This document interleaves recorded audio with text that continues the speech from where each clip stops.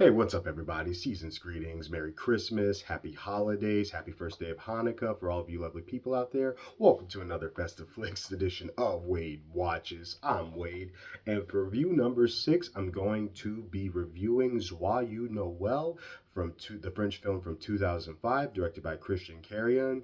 It's starring a few familiar faces, so I'm not going to bother listing off the cast, to be honest, because I only recognize like a handful of people, that including Daniel Bruhl, Diane Kruger, the gentleman who played Daniel Day Lewis's right hand man in Gangs of New York, but that's it. So we'll just skip past that part and jump into what this is about. So, Joyeux Noel from 2005 is what I'm going to be reviewing, and it's based off of the incredible, unplanned truce that took place during Christmas Eve of 1914 during World War One on the Western Front. This was a truce between the French, German, and British soldiers. It wasn't planned out. It just spontaneously happened, where everybody, these opposing enemies, these opposing warring forces, came together and, for the most part, with I'm sure, some exceptions, even the movie depicts that, but for the most part, treated each other like, just fellow men, not enemies, not people from opposing countries, just fellow men.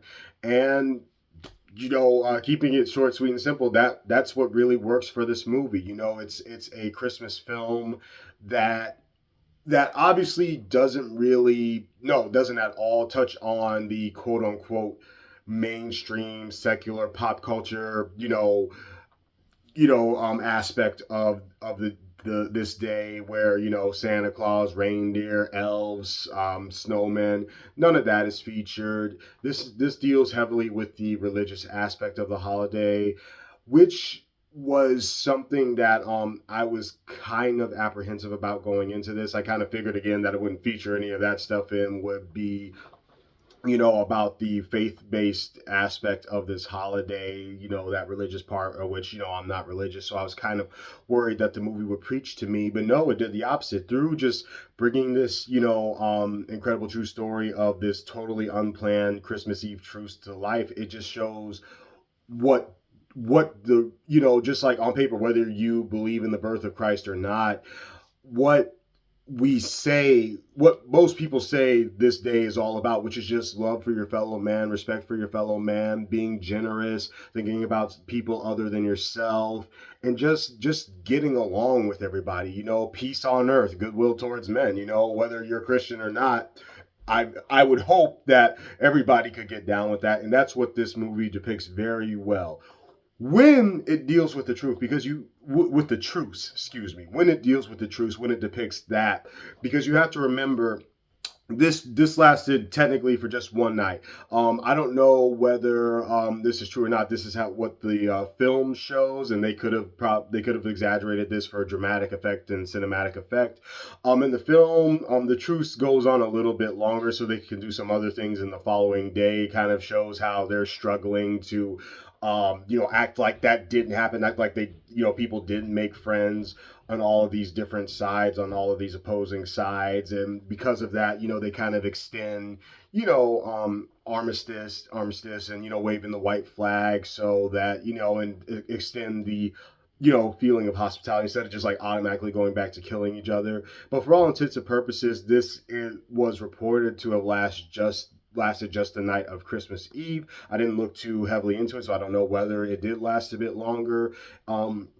Back in 1914, but from what I could find, this lasted just one night. So when the film deals with that whole thing, it's great, it's excellent, it's everything I could have hoped for, and it definitely tugged at my heartstrings. I felt my eyes get wet when it was dealing with all of that. However, the build up to that, because we got to establish who these guys are before we get the ball rolling, well, it was so and so. The main thing is the fact that there really there are six. The movie really follows six characters as a whole. Like, they have the most fleshed out backstories and whatnot. Those six characters are the three. I believe they're all lieutenants, the three lieutenants, from all of the opposing sides, from the French army, the German army, and the British army. A couple of opera stars who, travel to the front to perform for their troops, and that's kind of what kicks off kicks off this, unplanned truce. They hear music, coming from the trenches. They respond to it, and that's what gets this whole party started. So you got the two opera singers, and lastly, you have a parish priest who becomes a military chaplain for the English army. So it's really about those six characters. However, before we get to the truce, that point in the film, which is kind of comes like at like the halfway point, you see a few more characters who just kind of come and go. Especially there are these two brothers, and I'm not going to get into any heavy spoilers, where they go off to war together. And one of the brothers had like maybe he only talked like three times, and he can't talk. Like at first I was thinking that maybe they were like seriously going for like maybe he's mute, maybe he's just extremely shy, but he does talk, and that was problematic because I really frankly didn't see the reason for it, because he goes through something that could have warranted a few, like, some extra screen time, like spending more time prior to him getting to that point where something serious happens to him, where we could have gotten to know him a little bit more. That bugged me because they're some of the first characters you see in this movie.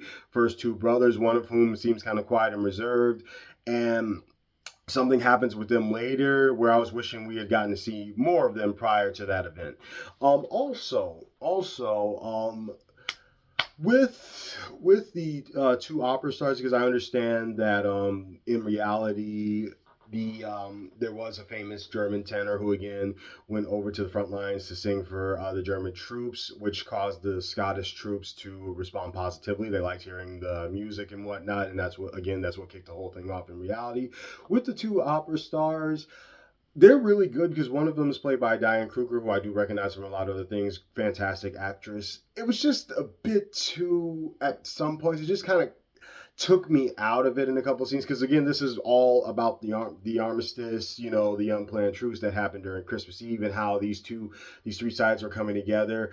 But with their little subplot, I don't know, it just kind of felt a bit too melodramatic, a bit too romantic, and I guess for lack of a better word, a bit too operatic. And I know they're two opera singers, but it just kind of took me out of it. I feel like, really, and just being totally honest, full disclosure here, it really would have been better if they were either if their story was either cut from this film, or you told this whole story through the opera singer's point of view. Like, how does it feel to know that you were the ones who kind of caused this whole, you pretty much are the reason why this truce happens, because they heard your voices and they responded to it, and that's kind of what kind of caused them, you could say, kind of caused them to realize that they have more in common than they may have more, apart. But when like it really cut back to their story, it was just played a bit too melodramatically. I didn't really feel as much for them as I just did for just all of the soldiers themselves, having to go from fraternizing with these guys to going back to hating them and killing them, and kind of that internal struggle. I just didn't find their subplot as intriguing as that, because they're just two, I'm not trying to give anything away, but they're two lovers, fiancés, they're engaged to each other, I believe, and they're just trying to stay together, which is endearing, but I just didn't get get in deep that as deep. I'm struggling to talk. I didn't get as invested into their story than I did with just all the other soldiers. Like, just being totally honest, especially with the three lieutenants who do strike up like genuine bonds, and you can tell that it's hurting them the most to have to again go back to ordering their men to kill and attack one another. And what's more, it was more interesting to see their, like, the fallout of the actions, the fallout of that truce, because of course, World War One, like, people aren't going to respond well to hearing about this unplanned Christmas Eve truce, and they don't, and that's accurately depicted in this movie, and I love seeing that. So all of that was really good, really solid, really well done. And I'm just saying, like, and I understand like why the opera sing you had to have those two opera stars in there because this happened because of them in real life. Or I don't know if there was a woman with the guy. It seems like from what I could find about the real story, it was just the tenor himself. But he might have been married at the time, might have been engaged. Who knows? But I understand that they were pretty much the reason this all occurred, but their story just wasn't as captivating as the others. And furthermore, we don't really get a sense of where they end up when it's all said and done. I totally understood where everybody else was at when this all wrapped up and like how it made everybody else feel, but not really with those two. But but all in all, this film really, really does work as a whole, just as like a parable of how, if you set aside the cultural differences, if you set aside one's homeland and nationality, we really do have more in common than we have apart. And sometimes that can be a bit too campy and on the nose when done improperly, but they do it really well here because it just all feels natural. They really do make it feel natural when these soldiers from opposing forces come together and strike up genuine friendships. And it feels even all the more authentic because now, again, this film depicts that not everybody's on board with that. Not everybody's happy about that. There are people who are downright pissed off at that. And again, we get to see some of the consequences, both positive and negative, of this unplanned truce. And I really appreciated seeing that. So, all in all, I definitely recommend if you haven't seen it already and you might be in the mood for something a bit more, slightly more gritty. It's not like Saving Private Ryan or anything. This is PG-13 after all, so you're not gonna get a lot of blood and guts and swearing like you would Saving Private Ryan or Fury with Brad Pitt. Despite it being a World War One film, it's very tame. It's very mild, and again, it mostly focuses on the truce itself and the consequences of the truce. Not so much the warfare, though a bit of that's in there. It's very tame. So I'm gonna say if you're in the mood for something slightly more gritty, slightly less Christmassy, so to speak, than something like National Lampoon's Christmas Vacation or Home Alone. I definitely recommend giving Joyeux Noel, and the French people everywhere. I apologize, I know I'm probably mispronouncing that. Joyeux Noel.